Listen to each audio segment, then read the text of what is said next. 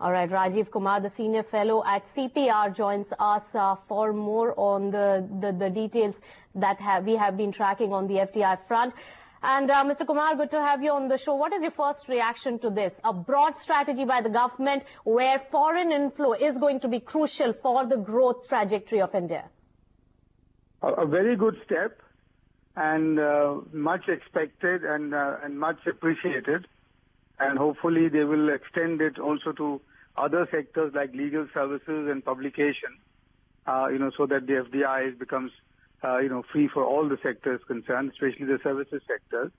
And also, the attention to the nitty-gritty is also very good, because they've done some measures whereby, the permissions and the licenses would be, would not be required henceforth. For example, the cabinet approval is only, and for now, above 5,000 crore. I wish it was bigger, because 5,000 crore is not yet $1 billion, but well appreciated, and thankfully, thankfully it has come. So the first step in the reform agenda is being taken. Of course, Mr. Kumar, this is going to be a big step towards getting foreign inflows into the country and liberalizing a lot of sectors. But from whatever details we have right now, and fine print is still awaited on each of the sectors.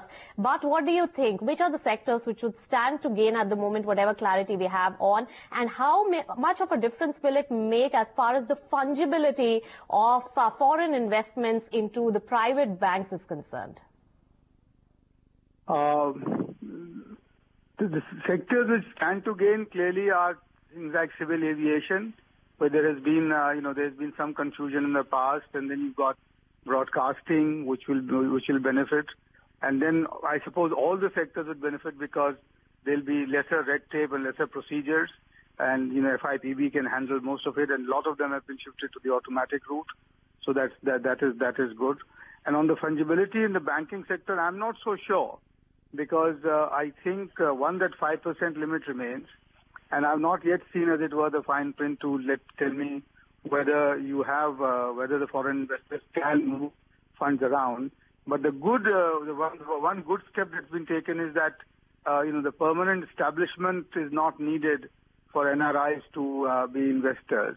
So I think that'll please the NRIs who collect in Wembley for Mr. Modi. Later in the month. So I think overall it should send a positive signal to the foreign investors, and I'm hoping that similar steps will be announced to please the domestic investors soon. All right, so that's a fair point, Mr. Kumar, and I thank you on that note.